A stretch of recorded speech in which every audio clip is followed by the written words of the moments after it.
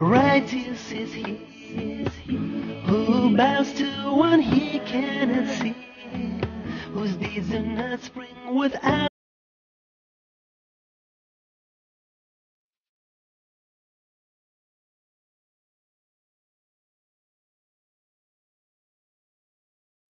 Bismillahirrahmanirrahim. Alhamdulillahi wassalatu wassalamu ala rasulillahi wa ala alihi wa sahbihi ajma'in. Ang papuri kay Allah subhanahu wa ta'ala, ang siyang tunay at tanging nag-iisang Diyos, at naway ang kanyang pagpapala, kapayapaan ay mapasa ating mahal na propeta Muhammad sallallahu alaihi wasallam.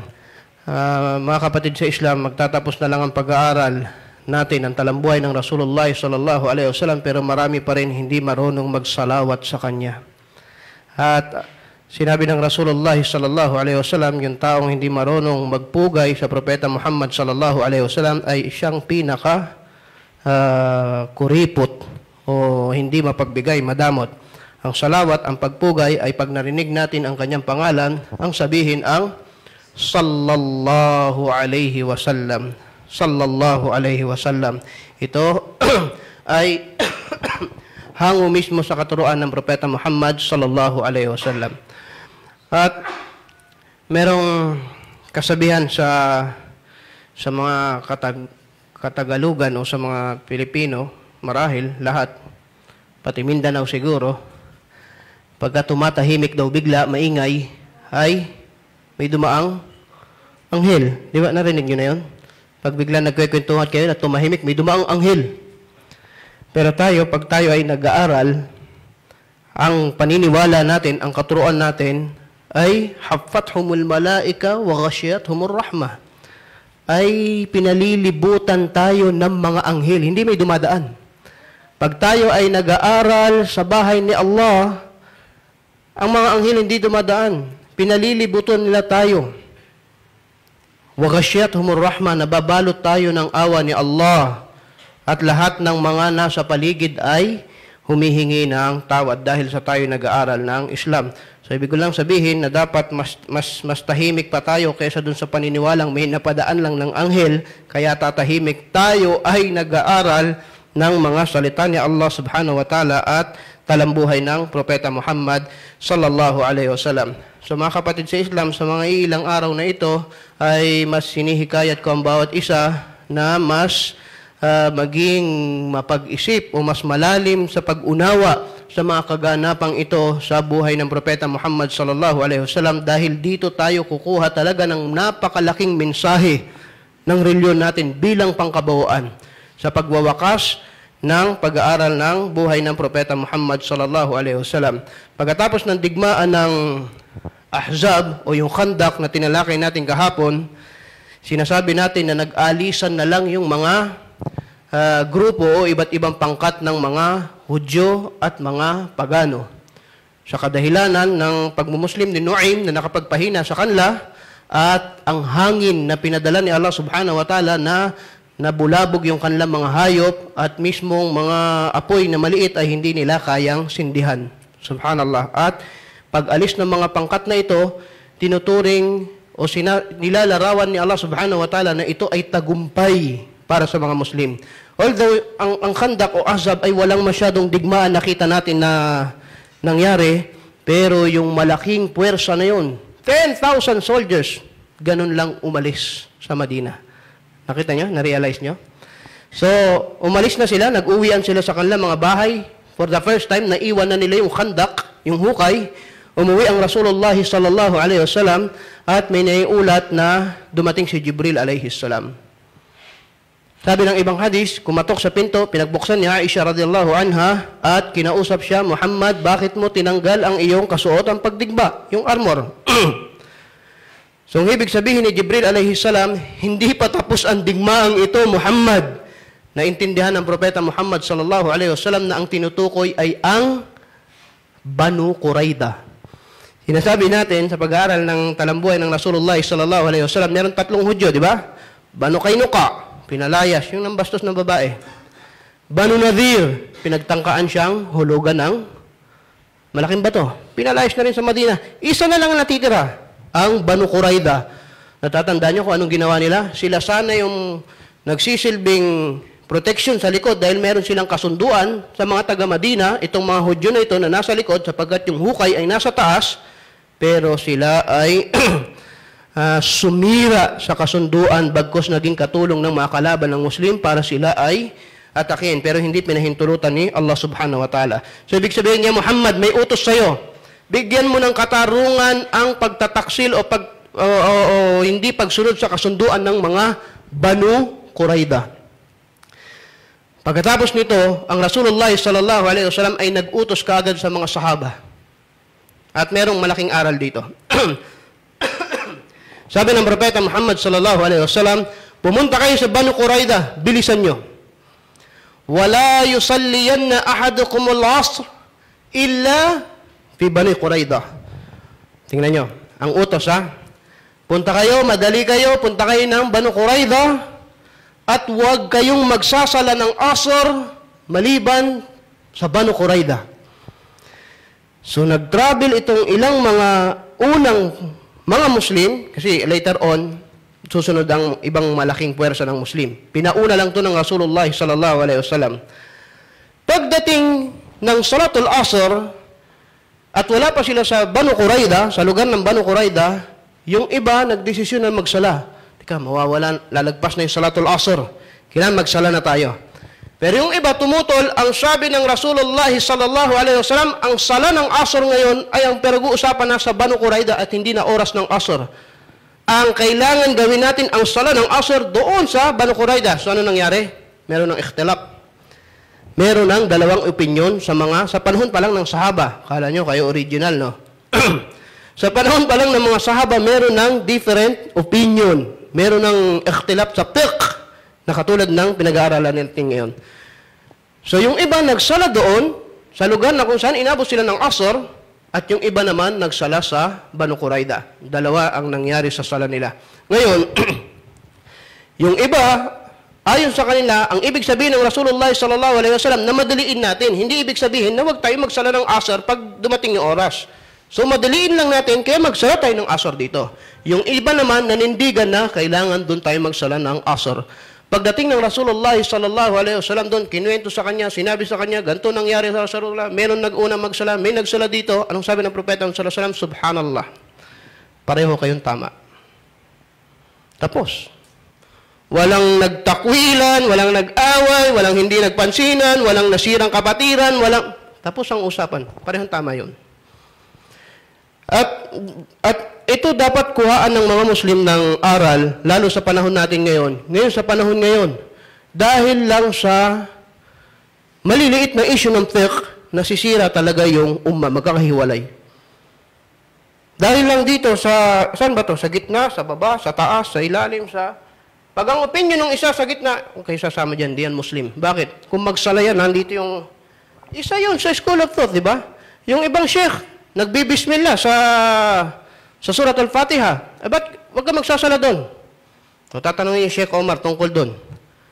Pero totoo, naging malaking fitna yun. Naging malaking fitna sa mga sino? Sa mga mag-aaral mismo ng mga Muslim. Kung ano ba, may bismillah ba dapat marinig sa sala o hindi? Talagang away-away talaga. Narinig niyo ang nang sa sinikay? Anong pantukoy kay Allah? Ang Allah o si Allah, nag-away-away. Umabot sa puntong kafir yan, mushrik yun. Wala na, nasira na, hindi na nagkasundo. Nagpasunog ng mga aklat, etc., etc. Pero ito, malaking usapin din ito. Nagkaroon din ng dalawang opinion yung mga sahaba, pero pagdating ng Rasulullah sallallahu alaihi wasallam, ay natapos agad. Anyway, pinalibutan ng Rasulullah sallallahu alaihi wasallam ang Banu Qurayda ng 25 nights. Kung di ako nagkakamali, yung Banu Qaynuqa ay 15 lang. 15 nights. Sa 25 days or nights na yon ay pinag-aaralan kung paano magiging hatol sa Banu Qurayda. Siyempre, re-request nila si Abdullah bin Ubay. Siya ang maghatol sa amin. Talagang tinakda ni Allah subhanahu wa ta'ala na hindi manggaling sa Propeta Muhammad sallallahu alaihi wasallam ang hatol. Bakit? Baka maging gamiting katibayan ang bawat hatol ng Propeta Muhammad sallallahu alaihi wasallam sa kasaysayan at mali talaga nila mauunawaan ang reliyong Islam. In short, isa-summarize natin, itong mga Banu Qurayza ay gumawa ng napakalaking kasalanan sa katauhan, sa sangkatauhan, kasalanang, na-imagine nyo ba kung talagang naging katulong sila, binuksan nila yung likod ko, ano mangyayari sa mga taga-Madina kung hindi sa tulong ni Allah? Tapos sa mga Muslim. Bata, matanda, babae. Tapos, ubos sa mga Muslim. So, napakalaki ng kasalanan ng Banu Qurayza at sila mismo ang nag-request. Sabi nila, hayaan mo na Muhammad. Una sabi nila, ang gawin mong hatol katulad ng sa Banu Qaynuqa o kaya sa Banu Nadir, palayasin mo na lang kami. O Muhammad, palayasin mo na lang kami. Pero hindi lang yun ang sapat na hatol para sa inyo. Ang ginawa ng mga Banu Qurayza, hayaan mong si Sa'ad ibn Mu'adh ang maghatol sa amin dahil sa paniniwalang siya yung, nabanggit na natin siya ng mga nakaraang araw, isa sa mga pinuno ng Aus. So, lihitimong taga Madina, Ansar, na maganda ang relasyon sa Banu Qurayza. Leader din siya. Siya yung hahatol. Paniniwala nilang malapit sila sa kanya at makikapagbigay ng magandang hatol. O sige, tawagin si Sa'ad ibn Mu'adh. Siya ay kabilang sa mga na-injured sa Khandaq. At nandun siya sa tent na malapit pa sa masjid ng Rasulullah sallallahu alaihi wasallam at katotohanan hindi niya kayang pumunta sa Banu Qurayza, binuhat pa siya. At pagdating doon, ikaw ang humatol, Sa'ad. At sabi ni Sa'ad, kung ano ba ang hatol ko ay tatanggapin nyo? Tatanggapin namin. Hindi niya pag-aalinlanganan, hindi namin pag-aalinlanganan. At hinatulan sila nito ni Sa'ad ibn Mu'adh ng parusang kamatayan. Na-imagine niyo na parusahan ng kamatayan ng isang tribo? Isang buong tribo hinatulan ng kamatayan sa pagkakataon na ito. At sabi ng Rasulullah sallallahu alaihi wasallam, tunay na humatol ka sa kung ano ang nais ni Allah at ng kanyang sugo.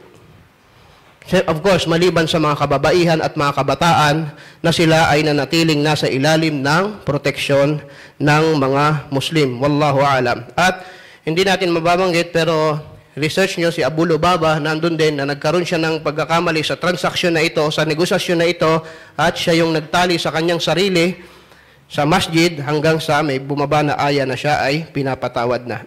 Okay. Isa pang topic.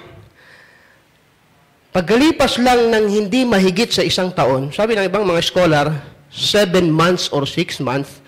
Okay, pagkatapos ng digmaan ng Ahzab, ang Rasulullah sallallahu alaihi wasallam ay nanaginip. Ito ay ika-6 na ng taon ng Hijrah. Ibig sabihin, 6 years na sila sa Madina. Nanaginip ang Rasulullah sallallahu alaihi wasallam na insyaallah kayo ay magpapagupit, aminin, pupunta kayo sa Makkah, sa Kaaba, at kayo ay makakapagsagawa ng umrah. At binabanggit natin na ang panaginip ng Rasulullah sallallahu alaihi wasallam ay wahyu, direktiba mula kay Allah na ito ang gagawin mo, basta panaginip ng sugo ni Allah. So sinabi niya ito sa kanyang mga sahaba, sa mga muhajirun at ansar, at katotohanan na hindi lahat madaling tanggapin yun. Bakit? Saan ba yung umrah? Sa Makkah. Sino ba yung 6 months ago na nandyan sa kabila ng hukay na gusto tayong patayin? Sila. Sino ba yung kalaban natin sa Badr? Sino ba yung kalaban natin sa Uhud? And then pupunta tayo doon para mag-umrah. Nakikita nyo kung ano sitwasyon? Kung kayo kaya yayayain, mag-umrah tayo. Saan tayo mag-umrah? Doon, sa kanila. Kila Abu Sufyan. So, merong hindi nalugod, merong natuwa, pero karamihan sa kanila ay ang pagpapasakop ang pinairal. Ya Rasulullah, mag-uumrah tayo. At pag mag-uumrah ka, anong dadalhin mo? Yung hayop, nakakatayin mo, yung aalay mo, at pampatay doon sa hayop na maliit na kutsilyo. Walang nag-uumrah na may dala ng mga armor, malalaking espada, mga kabayo, hindi. Yun lang talaga dala mo at wala kang intensyon makipaglaban. At ang sumama sa Rasulullah sallallahu alaihi wasallam ay 1,500 mula sa muhajirun at ansar. Malaking bilang. Sila ay mag-uumrah kasama ng Propeta Muhammad sallallahu alaihi wasallam. So ang Propeta sallallahu alaihi wasallam nagpadala na siya ng mga unang mensahero doon sa Quraysh. Sinabi niya na papasok kami ng Makkah sa intensyon ng umrah. Pagdating nila sa lugar na Usfan, ay dumating ang mensahero ng Rasulullah sallallahu alaihi wasallam at sinabi nila, "Ya Rasulullah, ayaw ng mga Quraysh na kayo ay pumasok sa haram o sa Makkah. Hindi kayo pwede mag-umrah. At katotohanan niya, Rasulullah, parating na si Khalid bin Walid dito at kanyang mga sundalo upang tayo ay labanan o tayo ay digmain." Kasi ayaw ng Quraysh na makakalapit pa kayo dito sa Makkah dahil ang Makkah ay haram. Mas malaking kahihiyan para sa kanila sa Quraysh na doon nila papatayin ang mga Muslim. So bumuo sila ng pinakamabilis na puwersa ng sundalo at si Khalid bin Walid yon, 200 horsemen na pinasugod nila kaagad sa ruta ng Propeta sallallahu alaihi wasallam para doon palang mangyari na yung digmaan. Kasi pag nakita nila ng mga nakaumra at may dalang mga hayop na kakatayin at kanilang itong dinigma, magiging napakasama ng Quraysh sa mata ng lahat ng Arab o ng tao ng panahon na yon. Pero si Khalid bin Walid, pagdating niya sa ruta niya, dahil nalaman ng Propeta sallallahu alaihi wasallam na parating siya, gumawa naman ang Rasulullah sallallahu alaihi wasallam ng ruta na hindi alam ni Khalid bin Walid. So ibig sabihin, hindi nila siya naabutan. Hanggang sa dumating ang Rasulullah sallallahu alaihi wasallam, by the way, ito daw yung panahon na pagbalik ni Khalid bin Walid sa Quraysh, sabi niya, "Ar-rajulu mamnu'." Sabi niya, si Muhammad hindi pwedeng kalabanin. Hindi pwedeng kalabanin. Hindi matatalo si Muhammad. Imposible. Lahat na ng pagtatangka ginawa niya simula noon sa tuwing gusto niyang digmain patayin ng Rasulullah sallallahu alaihi wasallam, hindi pwede. At sinasabi ng mga historian, ito yung start ng pag-aalinlangan ni Khalid bin Walid sa kanyang reliyon at pag-i-interest niya sa Islam. So malapit na mag-Muslim si Khalid bin Walid sa pangyayari na ito. Pagdating nila ng Hudaybiyah, ang Hudaybiyah, kaya tinawag na Hudaybiyah dahil doon sa balon na tinatawag ng Hudaybiyah. Malapit na ito sa Makkah. Dito na nagkaroon ng maraming mensahero mula sa mga Muslim papunta sa Quraysh at mga mensahero ng Quraysh papunta sa mga Muslim. Banggitin natin ang ilan sa kanila na mga importanteng tao. Si Budayl Al-Khuzai, ang Khuzai ay isang malaking tribo.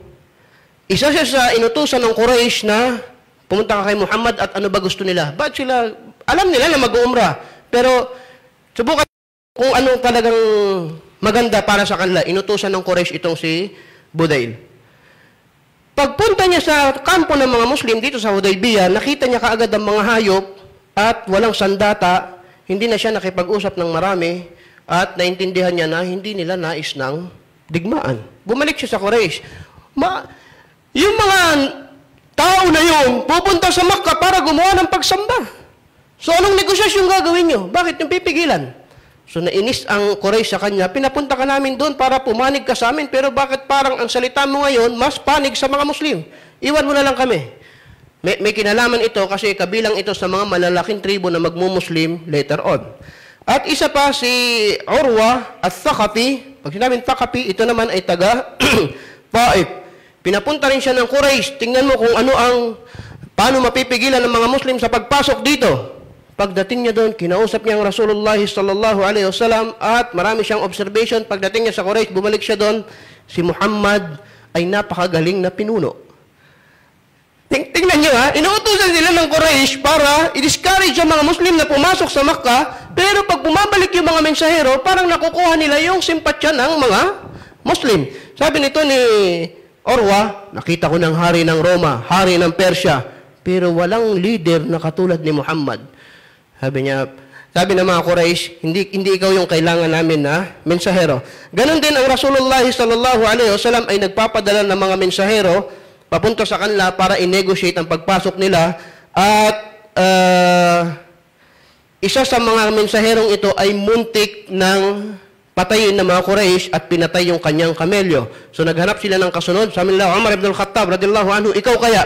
Sabi niya, ya Rasulullah, wala na akong masyadong kamag-anak sa Makkah at walang makakatiyak ng protection sa akin. At tinuro nila ang pinaka-maimpluwensya sa Makkah pagdating sa mga kamag-anak at yun ay si Uthman bin Affan radiyallahu anhu na kung saan marami talaga siyang kamag-anak at hindi siya pwedeng ganong kadaling patayin sa Makkah. Pumasok siya doon para makipag-negotiate. Anong gusto nyo? Ang sabi ni Uthman radiyallahu anhu, ang nais namin ay magtawaf. Sabi niya, umalis na kayo at hindi kami papayag na kayo ay makapasok sa Makkah at para mag-umrah.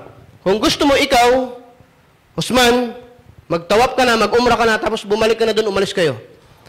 Sabi ni Uthman radiyallahu anhu, na kinainis nila, magtatawaf lang ako, mag-uumrah lang ako sa likod ng Rasulullah sallallahu alaihi wasallam. So hindi ako magtatawaf nang wala ang propeta ni Allah sallallahu alaihi wasallam.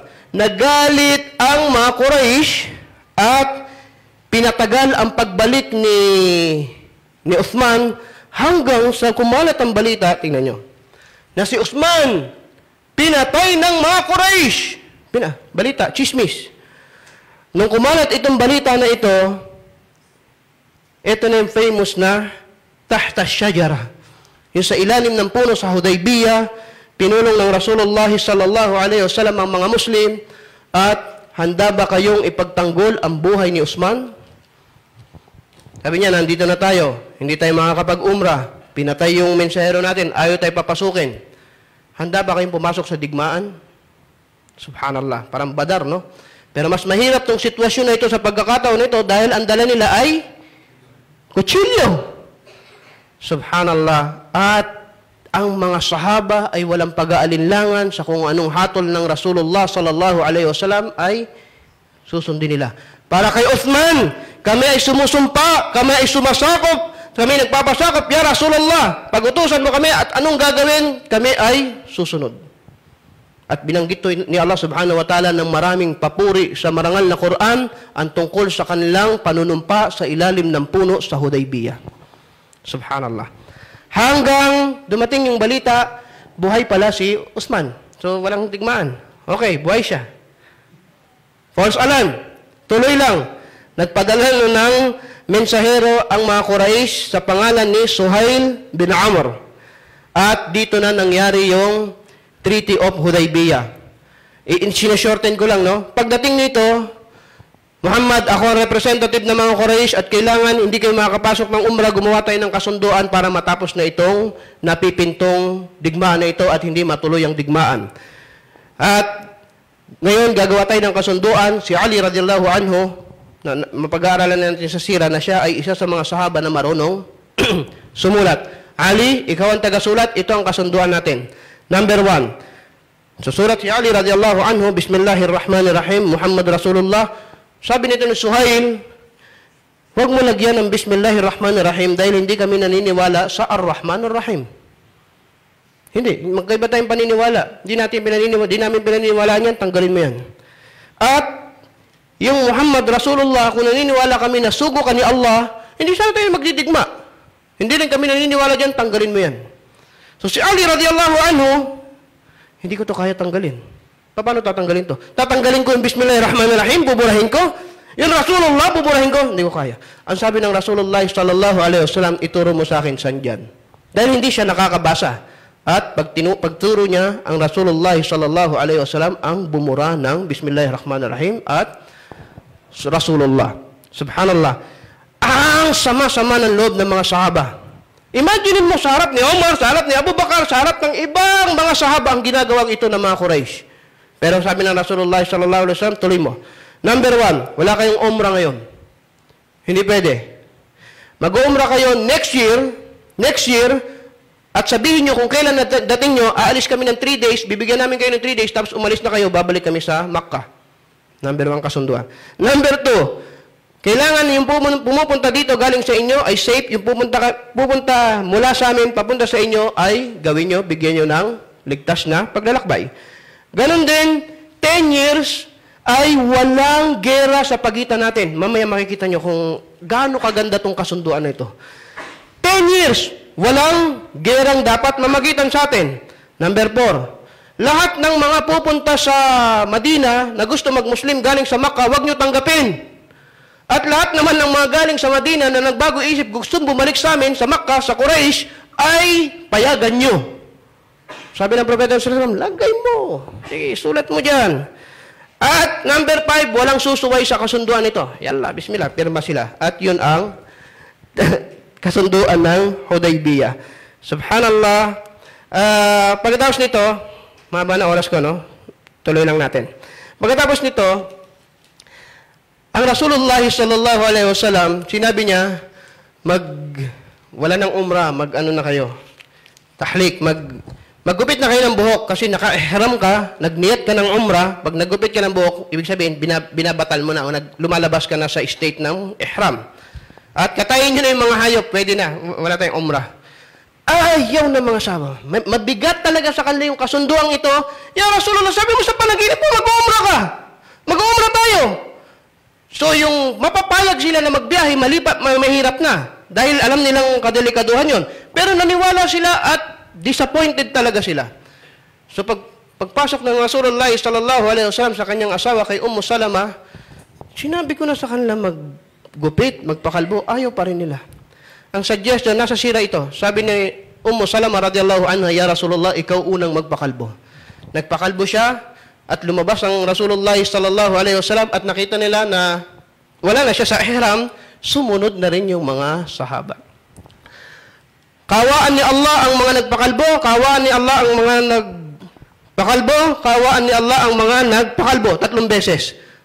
At ganun din ang mga nagpabawas lang. Kaya pag nag-umrah o nag-hajj, ang pinakamagandang gawain ay magpaubos ng buhok. So ito yung mga kaganapan at sila ay napakasama ng kanilang loob na sila ay pupunta doon.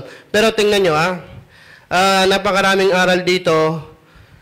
Yung kasunduan na ito, politically, wow, ay panalo ang mga Muslim. Pero marami sa mga sahaba, hindi pa nila ito nakikita. Ito ay ang pagbabago ng antas ng mga Muslim sa usapin ng Arab. Bakit? Ang superpower among Arab ay ang Makkah. Ngayon, sumusulat na sila ng kasunduan sa mga Muslim. Ibig sabihin, lumilebel. Totoo, lumilebel. Dahil kung hindi nakikipagkasunduan sa iyo ang malalakas na, matataas na makapangyarihang bansa, ang trato nila sa iyo maliit. Para ka lang bandido o para ka lang kriminal na huhulihin. Pero hindi. The fact na may kasunduan na tayo, isa ka ng lehitimong parang bansa na lumalaban sa amin. Hindi ka na terorista. At yung simpatsya ng mga Muslim, tingnan nyo, yung Quraysh, nung nakipag-treaty sila dito, katatapos lang ng Ghazwatul Ahzab, kinumbinsin ng mga Quraysh, sama kayo sa amin, tatapusin namin mga Muslim, sama kayo. Pero ngayon, ayan yung gusto niyong tapusin, di ba? Ba't nandiyan sa inyo? Marami nang sumisimpatya sa mga Muslim noong panahon na yon. Pangatlo, dahil sa pumasok sila sa kasunduan ngayon, ito ang pinakamalaking pintuan para mabawing muli ang Makkah sa mga kamay ng Quraysh. Malapit na tayo sa Fathu Makkah. Sa pagkakuha muli sa Makkah dahil sa kasunduang ito. At hikmah, tingnan niyo yung aral na, yung wisdom dito. Pagkatapos ng lahat ng ito, ipinababa ni Allah subhanahu wa ta'ala ang suratul Fath. Inna fatahna laka fatham mubina. Ang ibig sabihin sa sura na yon, Muhammad, ibinigay na sa iyo ang pinakamalaking tagumpay. Nagtatanong yung mga sahaba, asan yung tagumpay? Sa naganap, uuwi nga tayo, hindi nakapag-umrah eh. Pero tingnan nyo yung mga sahaba galing sa Makkah, pupunta tayong umrah, sumama sila. Napabalita na namatay si Uthman, digmaan, sama sila. Ngayon, hindi tayo mag-umrah, okay lang sa kanila. Lahat ng ito, sunod ang mga sahaba na ito, sunod sa iyo, Muhammad, at nagpapasakop sila sa iyo. Ito na ang pinakamalinaw na palatandaan ng pananampalataya ng iman. Yan ang malaking tagumpay na ibinigay sa iyo, Muhammad sallallahu alaihi wasallam. So, isa yan sa tafsir. Totoo, pagka ganun na ang mga tagasunod, pag ganun na ang antas ng pananampalataya ng mga Muslim, maniwala kayo, tagumpay na yun. Doon ibibigay ni Allah subhanahu wa ta'ala ang tagumpay. Pag ganun na kayo. Pero ngayon, pag nabigo ang Muslim sa kanyang pananampalataya, ayaw. Yung tamar lang, pag nalit, ayaw na mag-fasting. Walang tamar. Yung Muslim, reklamo ng reklamo kung ano nangyayari sa paligid niya. Pero yung mga sahaba, nakita nyo, kung paano sundin sa mga kabiguan, sa mga takot na ito, na nandun pa rin sila kasama ang Rasulullah sallallahu alaihi wasallam, yan ang tagumpay. At pangalawang tafsir noon, Muhammad, malapit na ang hinahangad nyo. Ano yon? Makkah, malapit na ninyong makuha muli, inshallah. Last note. Huwag natin sasabihin, sasakupin ng Rasulullah sallallahu alaihi wasallam ang Makkah. Hindi yun ang tamang term. Sinasabi ng mga historian, ang pinakatamang termino na gagamitin natin sa muling pagkakuha ng Rasulullah sallallahu alaihi wasallam sa Makkah ay palalayain ng muli ang Makkah mula sa shirk. Subhanaka Allahumma bihamdik wa asyhadu an la ilaha illa ant wa nastaghfiruka wa natubu ilayk. Jazakumullahu khairan wa sallallahu ala nabiyyina Muhammadin wa ala alihi wa sahbihi ajma'in. Wassalamu alaikum warahmatullahi wabarakatuh. Allah subhanahu wa ta'ala says, one day shall you see the believing men and the